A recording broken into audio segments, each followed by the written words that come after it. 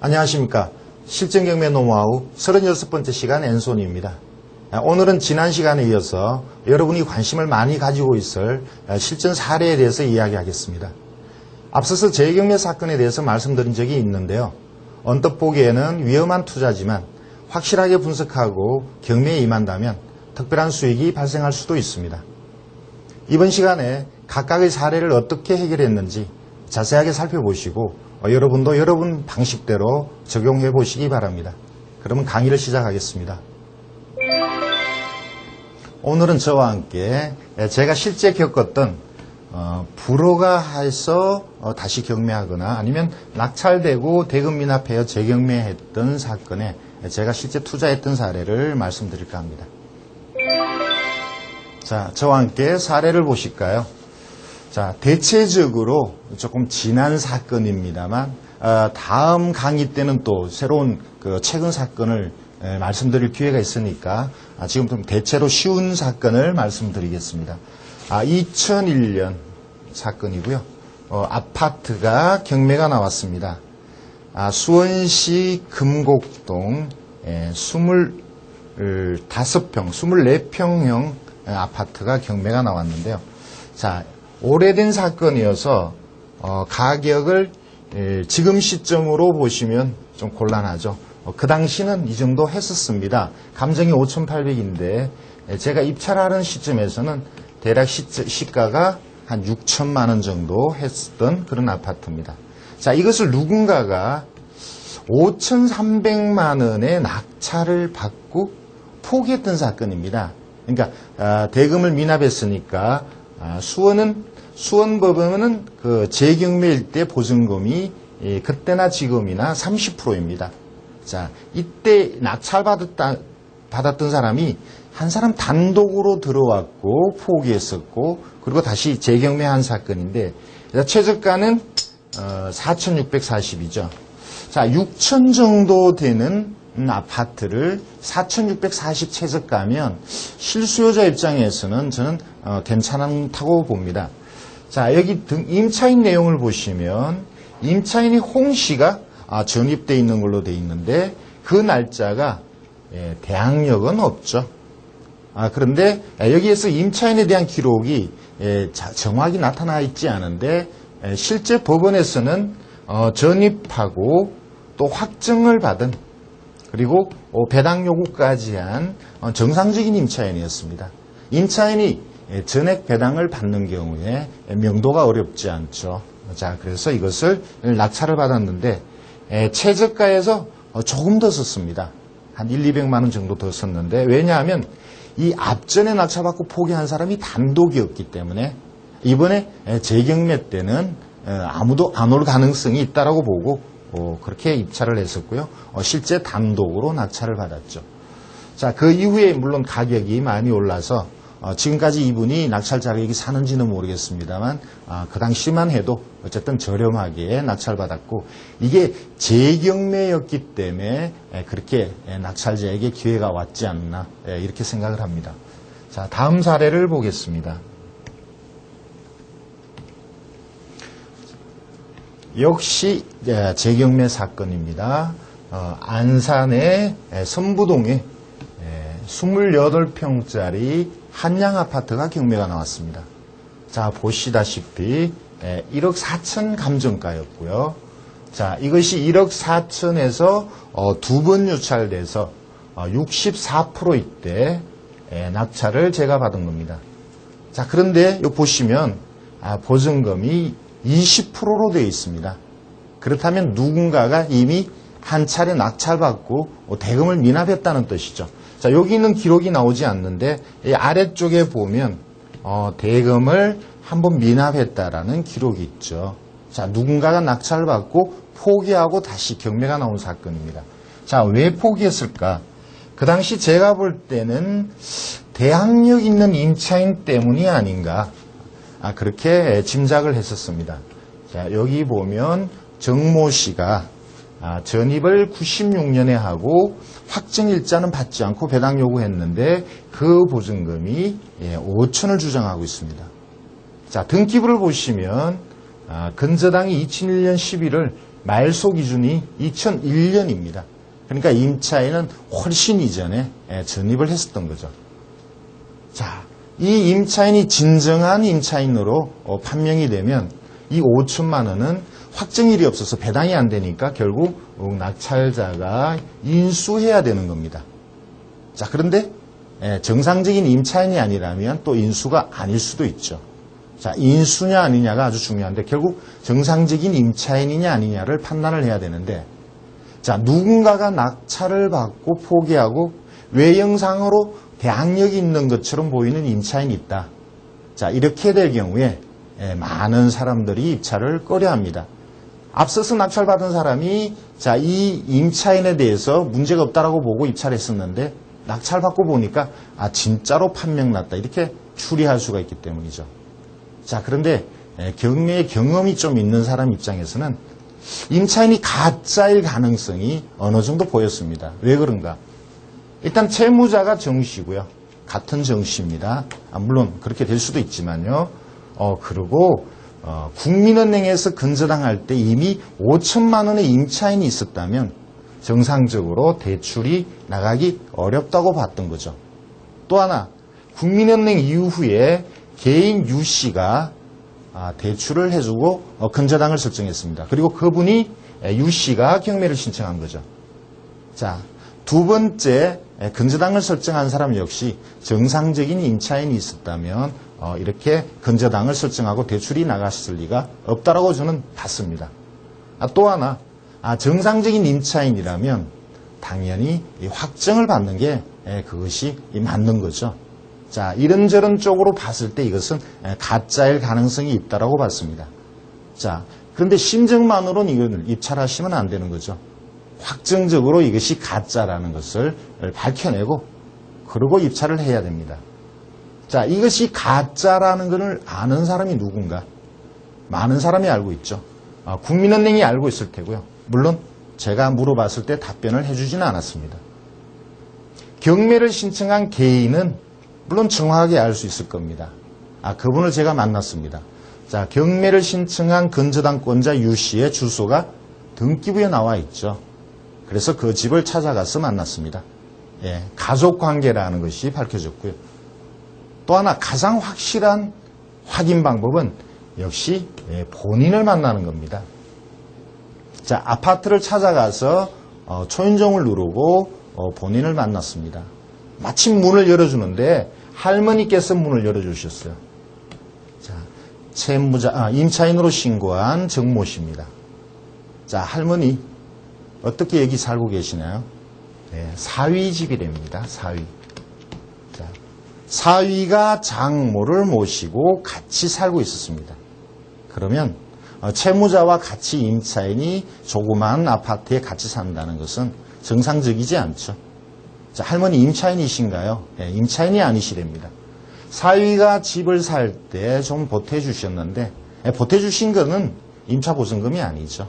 그리고 동사무소의 주민등록상 할머니의 전입이 따로 나타나 있지 않았습니다. 그것은 뭐냐 하면 사위의 세대주가 사위이고 사위의 세대원으로 들어가 계시기 때문에 겉으로 전입이 나타나 있지 않았습니다. 자, 이 정도면 임차인으로 보기 어렵죠. 자, 그래서 낙찰을 받았는데 이때 금액을 얼마 쓸 건가가 또 중요합니다. 경쟁자가 있느냐 없느냐를 나름 판단을 해야 되죠. 아무리 수익이 나온다 하더라도 낙찰을 받아야 수익이 나오죠. 과연 그 낙찰 받을 수 있는 금액이 얼마냐? 자, 많은 고민을 했었는데요. 저는 혹 단독이 아닐까? 그래도 한 사람 오지 않을까? 많은 고민을 했었는데, 자, 이 8,960 최저가에서 9,600 대략 한 700만 원 정도 더 올리는데 제 나름대로 많은 고심을 했었습니다. 이 일대의 낙찰, 평균적인 낙찰가율, 그리고 시세, 그리고 언젠가 한 번 낙찰되었다가 재경매하는 사건이 이 일대에 어느 정도의 평균적으로 낙찰되나, 이런 것까지 제가 꼼꼼히 따져봐서 대략 9,500 이상 써야 되겠다는 것을 통계적으로 찾아냈었죠. 그래서 그대로 통계에 의한 금액으로 들어갔었고, 입찰을 2명이 했었는데 근소한 차로 낙찰을 받았습니다. 자, 낙찰받은 이후에는 인도명령을 신청했습니다. 자, 인도명령을 신청할 때 외형상으로 대항력이 있는 것처럼 보이는 이 정시를 단순하게 인도명령의 대상으로 보고 신청하면 기각되기가 쉽죠. 자, 이 정시가 정상적인 임차인이 아니라는 것을 낱낱이 제가 입증을 해야 됩니다. 자, 낙찰받고 난 다음에 낙찰자는 법원의 서류를 열람할 권리가 있죠. 자, 그리고 입찰할 때는 입찰하기 전에는 채권자 국민은행이 임차인에 대한 내용을 저한테 얘기를 안 해줬습니다만 낙찰받고 난 다음에 물어보니까 무상 임차인 각서를 받았다라는 얘기를 제가 들었습니다. 자, 그러면 모든 게 끝났죠. 같이 살고 있고 장모고 실제 계약서를 임대계약을 맺은 적이 없고 거기다 무상 임차인 각서까지 있다라면 이것은 인도명령이 대상이 되죠. 제가 지금까지 말씀드렸던 그런 내용 모두를 인도명령 신청에다가 기재를 해서 인도명령 신청을 했었고요. 결과는 인용 결정이 났습니다. 그러니까 임차인으로서의 권리가 없다는 것이 판명이 된 거죠. 자, 그렇게 해결했던 사건이었습니다. 자, 다음 사건을 볼까요?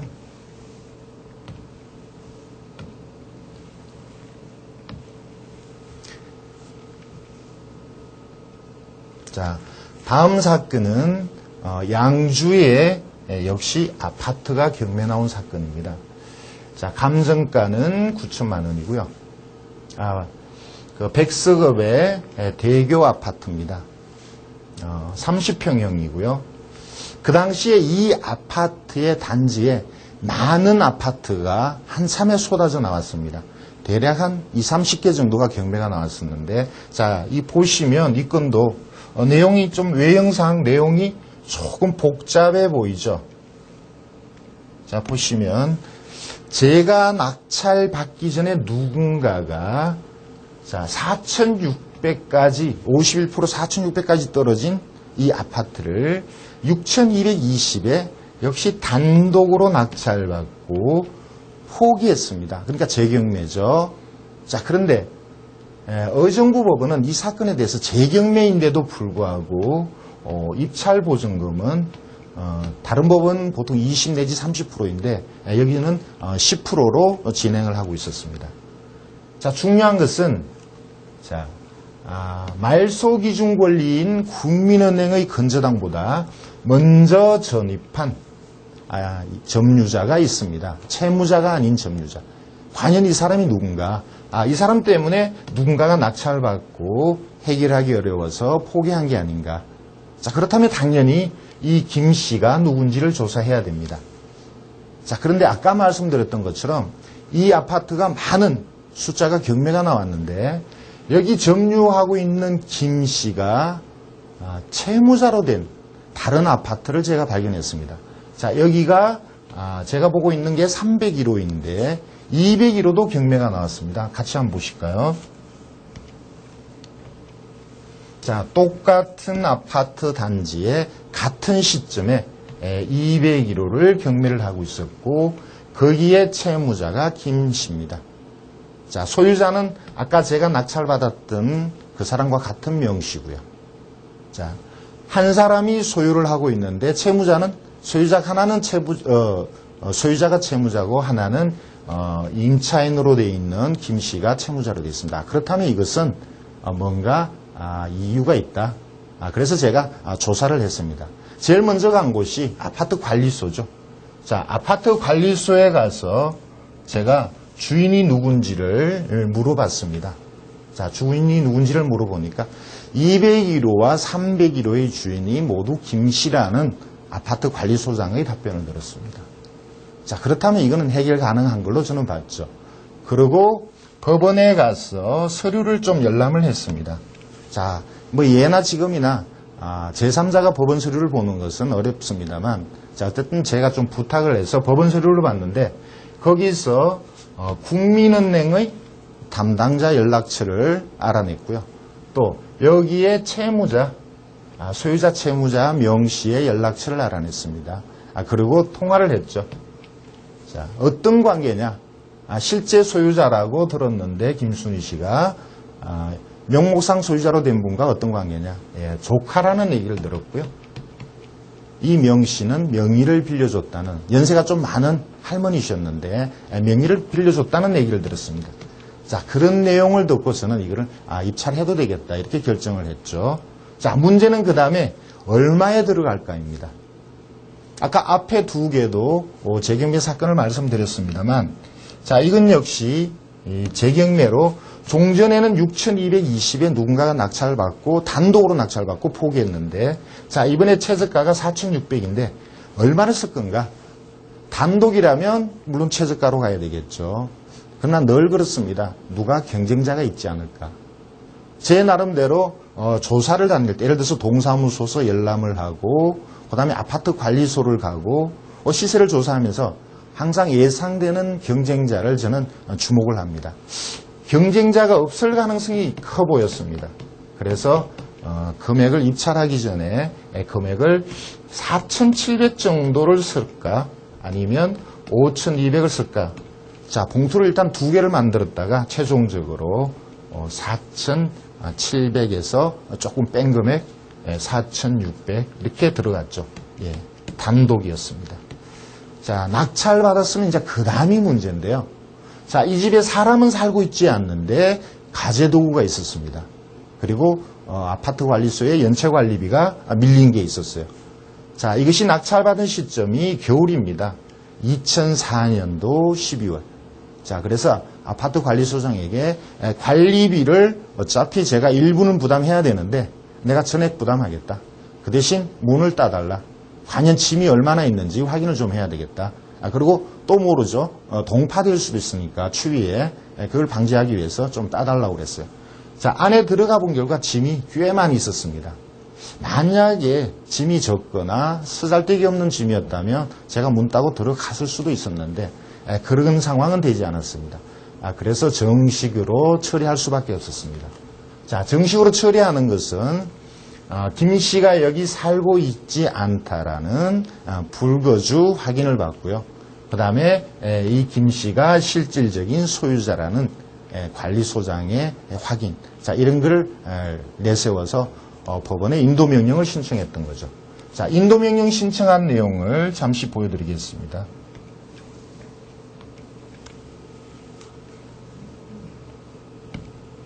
자, 이 내용인데요. 방금 보셨던 그 사건의 인도명령 신청입니다. 자, 여기에 나오는 상대방 주 씨는 아까 점유하고 있는 김 씨의 남편입니다. 그래서 자, 국민은행에 무상임차인 각서가 있었다는 내용이나 실질적인 소유자다. 그리고 거주하지 않는다. 이런 내용을 주장해서 인도명령을 신청을 했었고요. 법원에서는 제가 신청한 인도명령을 받아줬습니다. 자, 여기 아래쪽에 인도명령이 인용 결정이 났죠. 자, 그렇게 해결이 된 사건입니다. 그러면 다음 사건을 또 말씀을 드릴까요?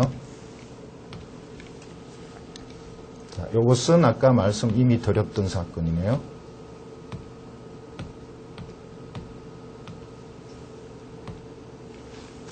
자, 그러면 빌라를 낙찰받은 사례를 하나 더 말씀드리겠습니다. 자, 역시 좀 시간이 오래된 사건이고요. 자, 이건 역시 누군가가 낙찰받고 포기하고 다시 나온 재경매 사건입니다. 자, 보시다시피 자, 이렇게 돼 있죠. 오만동이요.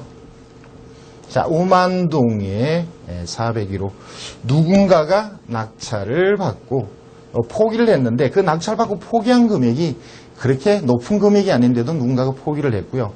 자, 여기 드러나 있지 않습니다만 이 빌라가 302호도 같은 사건으로 경매를 했었거든요.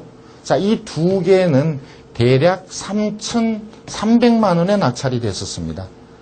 자, 지금 보시는 거는 4천이죠. 근데 그 면적은 비슷하고요. 그래서 다른 사람이 3,300에 낙찰받았다면 자, 이 금액 2,900이 그렇게 비싼 거는 아니다. 이렇게 보고 역시 제가 낙찰을 받았습니다. 보시다시피 보증금은 30%죠. 재경매니까. 자, 단독으로 낙찰 받았는데, 자, 이때는 그랬습니다. 이 낙찰 받은 물건이 수원 시내 소재하는데, 빌라는 그렇게 많은 사람들이 그 당시에는 선호를 하지 않았죠. 왜냐하면 빌라는 오르지 않는다는 게 대체적인 생각이었습니다. 그리고 빌라촌 주변은 주거 환경이 그렇게 좋지 않고요. 그래서 빌라는 잠시 머물다 가는 곳. 자, 이렇게 생각을 하는지 제가 낙찰받고 자, 깨끗이 정리한 다음에 매물로 내놨는데 안 팔렸습니다. 자, 대략 들어간 돈이 2,900에 낙찰받고 등기하고 간단하게 집을 수리한 비용까지 3,300 정도가 들어갔는데 제가 시세대로 시세는 4,500 한다는 얘기를 들었습니다. 시세보다 저렴하게 4,200에 내놨는데 팔리지가 않았습니다. 한 두어 달 정도 그냥 빈 상태로 있어서 도저히 안 되겠어서 임대를 놔달라 했더니 임대는 4,000에 나갔습니다. 자, 제가 투자한 금액을 모두 회수하고도 남는 돈으로 임대가 되었는데 이렇게 임대 놓으면 나중에 팔 때 팔면 문제가 없겠다 했는데 결국은 이것을 4년간 가져갔죠. 제가 낙찰받은 게 2001년인데 2005년까지 팔리지 않았습니다. 계속 4천만 원 또는 3천에 15만 원 이 정도로 임대를 놨었는데 자, 투자를 했을 때는 팔아서 돈을 쥐어야 그게 수익이죠. 아니면 임대료가 나와야 되는데 전세보증금 받고 투자금을 회수했지만 그걸 결코 수익이라고 할 수가 없죠. 자, 그래서 이것을 갖고 있기가 지겨워서 2005년도에 처분을 했습니다. 2005년도에 자, 처음에 낙찰받을 때나 이때 처분할 때나 같은 금액에 매도가 됐습니다. 자, 수익이 조금 나왔죠. 제가 원래 계획했던 만큼은 아니지만 자, 4,200에 매도를 했습니다. 그리고 잊고 있었는데 작년에 이 일대에 많은 호재가 있어서 지금은 8천 내지 1억 정도 합니다. 여기가 수원 월드컵 경기장 앞쪽이거든요. 그리고 장래에 전철역이 생긴다 이런 호재 때문에 많이 올랐습니다. 자, 제가 저렴하게 낙찰받고 처분했는데 이렇게 얻은 수익은 크지 않죠. 한 7, 800만 원. 그런데 그 이후에 누군가가 이것을 매입하고 한 2년 가지고 있었는데 거의 이 배가 올랐죠. 자, 중요한 것은 저렴하게 사는 것도 중요하지만 과연 이것을 언제 처분할 건가? 여러분도 많은 고민을 하셔야 되겠습니다. 자, 다음 사건을 같이 보실까요? 다음 사건 역시 수원시에서 있었던 조그만 빌라입니다. 외형상 여기 빌라라는 표시는 없습니다만 원래 다가구 주택으로 지었다가 이것을 분할해서 집합 건물로 만든 그런 건물입니다. 자, 내용을 한번 같이 보실까요? 자, 4,500만 원짜리인데요. 자, 여기에 나오는 소유자가 제가 아는 분인데 IMF 때 사업을 하다가 좀 안 좋은 상태여서 결국 경매가 나왔습니다. 자, 저한테 도와달라는 연락이 왔었는데 내용을 보니까 안에 전입한 사람들이 많이 있습니다. 자, 말소기준 권리가 94년 저당권인데 그것보다 훨씬 이전에 전입한 사람이 2명이나 있었습니다. 자, 제가 누군지 물어보니까 자, 위에 있는 이 씨는 1층 주인입니다. 원래 이게 다가구 주택이었다고 말씀드렸죠. 그것을 분리한 건데 번지수만 같은 그러나 사실은 이 2층하고는 관계가 없는 사람이 전입해 있었고 또 한 사람은 부인이었습니다. 자, 그런데 외형상으로는 대항력이 있는 임차인처럼 보이죠. 자, 그래서 제 고객께서는 자기 동생 이름으로 이것을 낙찰받아달라. 그래서 제가 64%대 입찰을 했었습니다. 자, 여기는 보시면 51%지만 사실은 64%대 2,881대 입찰을 했었습니다. 안정적으로 그냥 낙찰받자. 내가 이걸 낙찰받아서 부자 되기 위한 것이 아니고 그냥 내가 살던 집 계속 유지하겠다 이런 뜻이었는데요. 자, 그런데 이게 제가 큰 실수를 했습니다. 입찰하던 시점이 2003년 5월인데 자, 그때는 신법 사건이 진행하던 때였죠. 근데 이것은 국법 사건입니다. 자, 국법과 신법은 민사집행법을 적용하느냐 안 하느냐의 문제인데 2002년 7월 1일 이후에 진행하는 사건은 신법이죠. 지금과 같은 법이 적용되는데 그 이전은 국법 사건이라 그러고 이것은 국법 사건입니다. 자, 국법과 신법이 여러 가지 내용이 좀 다른 점이 있습니다만 이 사건하고 관련해서는 뭐냐면 자, 2,880이 최저가고 제가 2,910만 원의 입찰을 들어갔는데 그렇다면 국법 사건은 보증금을 입찰가의 10%를 넣어야 됩니다. 291만 원을 넣어야 되는데 제가 이때가 2003년이면 신법이 적용되던 신법을 많이 진행하던 때여서 이 최저가 그대로 288만 원의 보증금을 넣고 입찰가는 2,910만 원으로 들어갔죠. 당연히 무효가 됐습니다. 자, 그나마 다행인 것이 아무도 들어오지 않았던 거죠. 자, 저만 들어가서 무효가 됐으니까 이것은 유찰 처리되고 한 달 후에 다시 입찰한 사건이었습니다. 자, 조금 마음을 졸였지만 결국은 한 번 더 유찰돼서 조금 다소 저렴한 금액에 2,810만 원에 낙찰되었던 그런 사건입니다. 자, 경매를 하시다 보면 실수를 하실 수도 있는데 그 실수는 치명적일 수가 있습니다. 이 사건은 그냥 지금 웃고 말씀을 드리지만 저로서는 그 당시 가슴이 덜컥 내려앉았던 그런 사건이었습니다. 다음 사건을 보여드릴게요. 성동구 금호동에 조그만 빌라가 경매가 나왔습니다. 최종적으로는 취하가 됐는데요. 자, 보시면 여기에 압류된 내용이 나오고요. 압류된 금액이 종로세무서의 금액은 나오지 않습니다만 말소 기준은 압류입니다. 자, 이 압류로 보면 이 임차인은 대항력이 없습니다. 그런데 조승호라는 이 임차인이 압류 때문에 보호를 못 받으니까 나중에 대위 변제를 했었습니다. 자, 대위 변제한 기록을 잠깐 보실까요? 자, 여기는 그런 내용이 나오지가 않나요? 다시 앞으로 돌아가겠습니다. 결국 이 조씨, 임차인 조씨가 자기의 권리를 보호하기 위해서 말소 기준 권리인 세무서의 압류를 대위 변제하고 결국 불허가가 된 사건입니다. 자, 이게 누군가가 8,100에 낙찰을 받았지만 불허가 된 것은 대항력 없는 임차인이 대위 변제해서 대항력이 있는 걸로 바뀌니까 법원에서는 불허가 했던 그런 사건이고 최종적으로는 그 이후에 계속 진행을 했습니다만 최종적으로는 취하된 그런 사건입니다. 자, 다음 사건을 또 보여드리겠습니다. 자, 이 사건은 경매를 2번 한 사건입니다. 여러분들이 경매를 하시다 보면 경매를 2번, 3번 진행하는 사건을 보시게 될 텐데 자, 2001년에 일단 경매를 한 번 했었고요. 그리고 오늘 제가 말씀드리려고 하는 것은 그 이후에 2004년인가에 2번째 경매가 있었습니다. 2번째 경매의 내용을 설명하기 위해서 그 전에 있었던 2001년 사건을 말씀드리려고 그런 겁니다. 자, 안양에 빌라가 경매가 나왔고요. 거기에 임차인 이송식 씨가 살고 있었습니다. 그 전입한 날짜는 2000년이고요.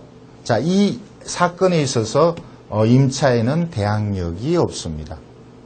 자, 이것을 2001년도에 신 씨가 낙찰을 받았죠. 자, 신 씨가 낙찰을 받고 이 임차인과 재계약을 합니다. 자, 신 씨가 낙찰을 받고 원래 있던 이 씨와 재계약하고 이 씨가 살고 있다가 또 경매가 나왔습니다. 자, 이 사건의 내용을 대략 기억을 해 두시기 바랍니다. 그러면 제가 말씀드리고자 하는 사건을 보시겠습니다. 자, 아까 말씀드렸던 그 빌라가 자, 낙찰되고 난 이후에 원래 있던 임차인이 재계약하고 계속 살고 있다가 또 경매가 나온 거죠. 자, 8,500에 경매가 나왔고, 자, 이것이 진행되다가 누군가 낙찰받고 불허가 되고 다시 경매했습니다. 자, 이 사건에 제가 개입을 해서 내용을 제가 정확하게 알고 있는데 왜 불허가 났는지 말씀을 드리겠습니다.